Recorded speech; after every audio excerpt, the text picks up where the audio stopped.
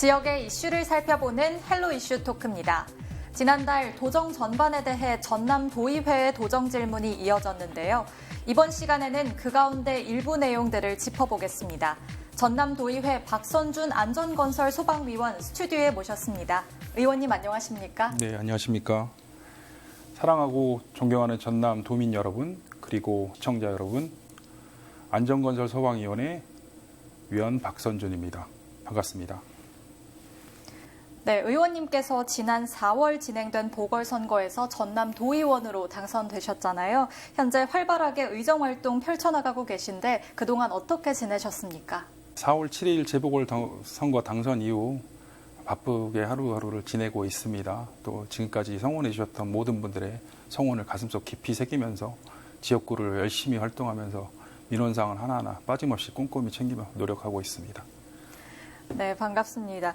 네, 이제 지난달 이어진 도정 질문들 중 이제 일부를 의원님과 함께 짚어볼 텐데요. 고흥 해창만과 고흥만 간척지의 염해 피해 관련해서 언급하셨더라고요. 먼저 어떤 상황인 건지 말씀해 주시죠. 네, 바다를 막아 간척지로 만든 고흥만과 해창만에서 일정 농도 이상의 연막칼슘과 마그네슘 등 따위가 나타나는 염해 현상이 발생을 하고 있습니다. 그래서 가을철 수확기를 앞둔 시기에 대규모 피해가 예상되고 있습니다. 네. 현재 해창만과 고흥만은 관리 주체가 서로 다른 고흥군청과 농어촌 관리공사 두 곳에서 이렇게 나눠져서 관리를 하고 있습니다. 현재 두 곳에서 모두 다 염해 현상에 대한 원인 규명을 하기 위해서 용역 조사를 의뢰한 상황이고 그 결과가 11월쯤에 나올 예정입니다. 그래서 그 결과를 토대로 농민들의 피해 대책을 마련할 계획입니다. 네, 말씀해 주신 대로 이 염해 현상으로 농민들의 피해가 적지 않았을 것 같은데 어떻습니까? 네, 이번에 대략적으로 추정되는 피해 농지가 270여 헥타르 정도가 됩니다. 네. 이 염분기가 포함된 물에서 모내기를 하게 되면 정상적인 생육을 할 수가 없습니다. 그래서 지금 보기에는 정상적으로 자라고 있는 것처럼 보이지만 정상적인 수확이 되기가 어렵기 때문에 이번 가을철 수확량을 작년과 비교해 보면 어느 정도 피해가 발생할지 정확하게 예측을 할 수 있을 거라고 생각합니다. 네, 정상적인 수확이 어렵다면 농민들에게 큰 어려움이 있을 것으로 예상이 되는데요. 이게 농민들에게는 생계와 연관될 수밖에 없는 문제잖아요. 그렇기 때문에 더욱더 실질적인 대책 그리고 근본적인 대책이 필요하지 않나라는 생각이 드는데 의원님께서는 어떤 대책이 마련돼야 한다고 보십니까? 네, 지난 2017년 진도군에서도 대규모 염수 피해가 발생을 했는데요. 그 결과 지금도 지자체와 농민단체 간의 소송이 이어지고 아직도 마무리가 되지 않은 상태입니다.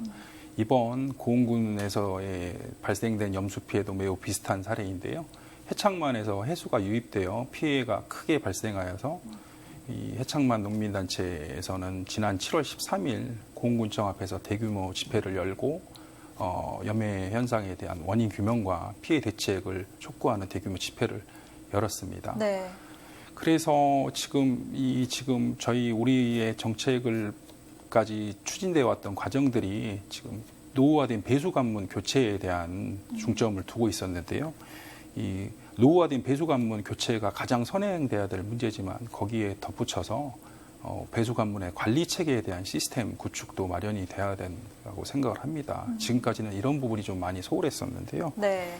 배수관문 개폐 시에 해수가 유입됐을 때 그걸 자동으로 인지를 하고 경보 장치를 통해서 인식을 시켜주고 또 해수가 어느 정도에 유입됐는지 그걸 파악할 수 있는 데이터화 시킬 수 있는 그런 장치들 설치가 돼야 되는데 지금까지는 좀 그런 부분이 미흡했던 게 사실입니다. 그래서 그런 장치들을 좀 더 보완하고 내수면 안쪽으로 해수가 유입되었을 때 그것을 또 데이터를 남겨서 어느 정도 우리가 피해를 입었는지 알 수 있는 관리 체계를 구축하는 데 힘써야 될 때라고 생각을 합니다.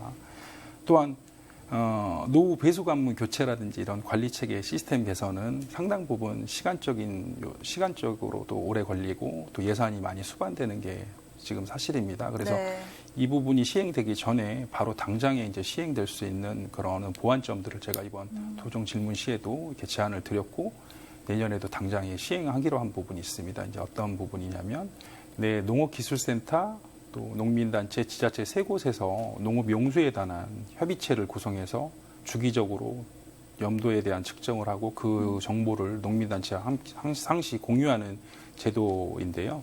또 그리고 모내기 전이 가장 농업용수가 중요한 부분이 있습니다. 그래서 네. 모내기 전에 이 염도를 측정해서 또 농민단체와 그 정보를 공유하고 또 공급 시에 또 제도화할 수 있는 그런 부분을 보완하는 점입니다. 또 그래서 이런 부분을 보완이 된다면 염수 피해가 발생하는 걸 또 막을 수 있고 혹여 발생하더라도 그 피해를 최소화할 수 있는 제도인데요. 앞으로 이 염수 피해가 발생하지 않도록 전라남도와 협의해서 최대한 노력하겠습니다.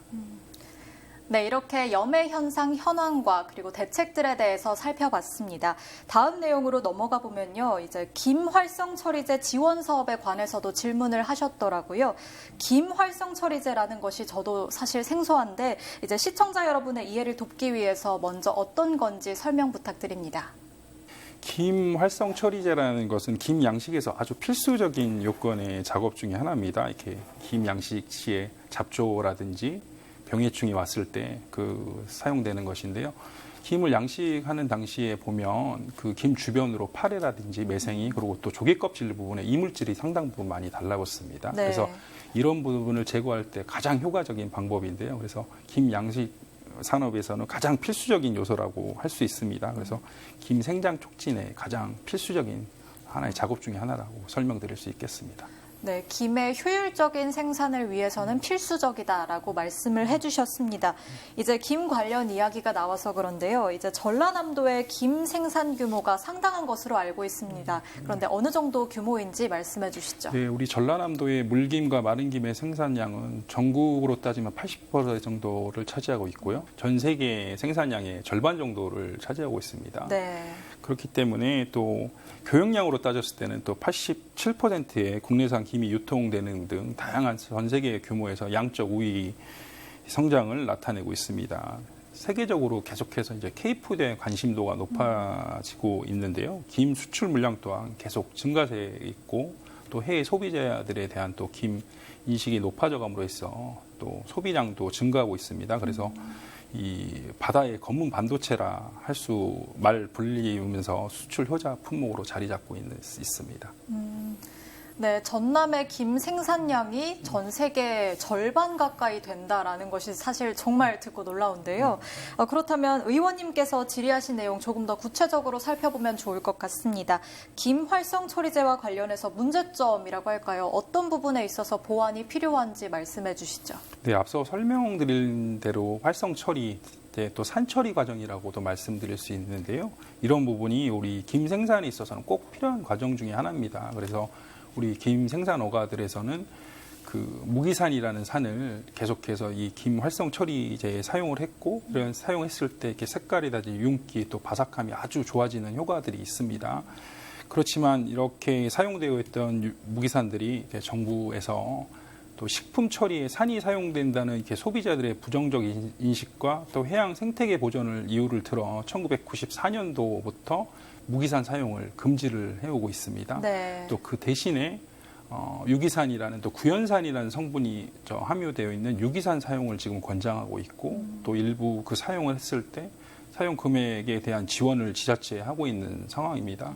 그렇지만 실질적으로 현장에서는 좀 이게 제대로 사용되지 못하고 있는 부분이 실질적으로 유기산이라는 것을 김 활성 처리에 투입했을 때 그닥 무기산에 비해서 효과적이지 못하는데요. 그 이유가 같은 효과를 내려면 4배에서 8배 정도 이상의 그 유기산을 투입을 해야지만 같은 효과를 볼 수가 있습니다. 네. 또 그리고 처리 과정 또한 시간도 엄청나게 더 소요가 많이 되어서 또 시간 요소라든지 또 인적 관리 요소가 또 많이 투입이 되기 때문에 실질적으로 현장에서는 잘 사용되지 못하고 있습니다. 그래서 어민들은 정부에 요청을 하고 있는 게 실질적으로 현장에서 잘 사용할 수 있고 효과가 탁월한 활성처리제 개발을 좀 서둘러 달라. 이렇게 무기산 단속에만 열을 올릴 것이 아니라 정말 어민들이 사용할 수 있는 그런 활성처리제 개발을 서둘러 달라고 하는 목소리를 크게 내고 있습니다.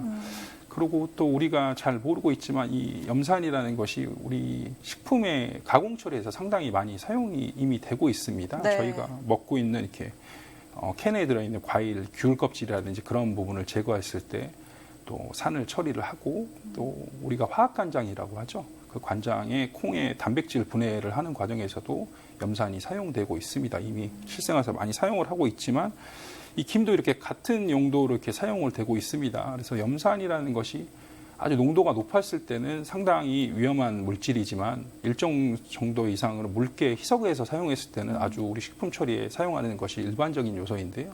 김 활성 처리 과정에서도 이렇게 동일하게 묽게 사용되어 있지만 정부에서는 다른 식품 기준과 다르게 김에서는 이렇게 강력하게 지금 단속을 하고 있는 실정입니다.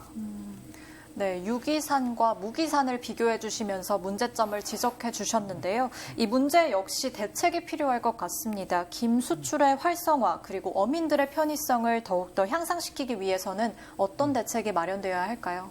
네, 이번 도정 질문 과정 중에서도 제가 제안드렸던 사항 중에 하나인데요. 바로 김발 자동 세척 장치라는 장비가 있습니다. 그 장비 투입을 통해서 지금까지 활성처리 이제 투입을 주먹구구식으로 이렇게 수동적으로 이렇게 투입을 시켰는데 이 자동화 기기를 통해서 이 염산에 우리가 사용되는 수치를 정확히 파악을 하고 그 자료를 데이터화 시켜서 그 근거를 남기는 거고 또 바다로 잔류 염산이 바다로 흘러갈 때 어느 정도 농도로 이렇게 바다에 흘러 들어가는가 그거를 과학적인 근거를 남기자 하는 것인데요. 그런 자료를 통해서 좀 더 이렇게 효과적인 김 활성 처리제 개발에 좀 도움이 될 수 있을 것이라고 생각을 합니다. 네. 또 그리고 또 이러한 장비를 통해서 이 자동화 기기를 도입을 한다면 이미 농업에서는 보편화되어 있는 스마트팜 기술을 우리 수산물 양식에도 적용을 시켜서 친환경 김 브랜드 생산 전략에도 힘을 써야 될 때라고 생각을 합니다. 이러한 일정 기준의 양식 조건에서 데이터화된 상태에서 이렇게 재배된 생산된 김을 우리 전남도에서 인증하는 하나의 브랜드를 개발을 해서 그 부여한다면 수출할 수 있을 때도 상당 부분 이렇게 효과적인 방법을 낼 수 있을 거라고 생각을 합니다. 또 자동화 기기를 사용하는 것이기 때문에 또 이렇게 김 생산 어가들에게 생산성 향상을 도움을 줄 수 있기 때문에 또 소득 증대에도 일정 부분 도움을 줄 수 있을 거라고 생각을 하고 있습니다. 네, 자동화를 통한 효율적인 대책이 마련되어야 한다라고 말씀해 주셨습니다. 다음으로 교육행정 쪽을 살펴보면요. 전남은 5개 시와 17개 군으로 구성되어 있습니다.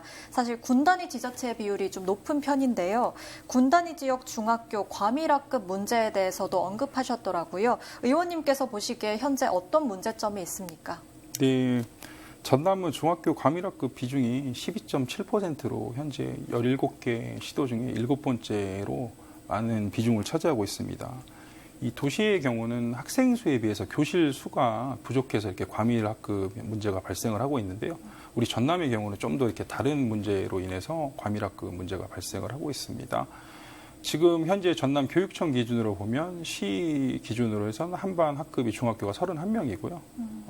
군 단위는 읍면을 기준을 달리해서 29명, 28명 기준으로 해서 이렇게 저희가 기준을 해서 한 학급을 편성을 하고 있습니다. 네.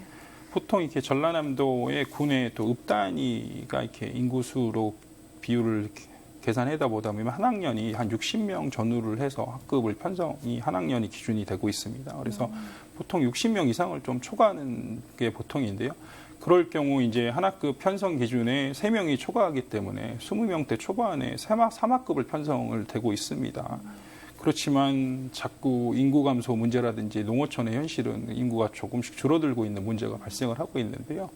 그런 문제로 인해서 61명 중에서 1명이라도 학생 수가 줄어들게 되면 30명, 29명 기준에 이상의 28명 기준에 넘어가는 30명에 이렇게 두 학급으로 편성이 돼서 과밀학급이 편성되는 문제가 발생을 하고 있습니다. 네. 지금 특히나 이제 코로나19로 인해서 과밀학급이나 그 학교 밀집도를 줄이고 공교육의 질을 높여야 한다는 목소리와는 다르게 과밀학급이 교실 수가 남아돌고 있음에도 불구하고 이렇게 과밀학급이 편성되는 문제점이 발생하고 있습니다.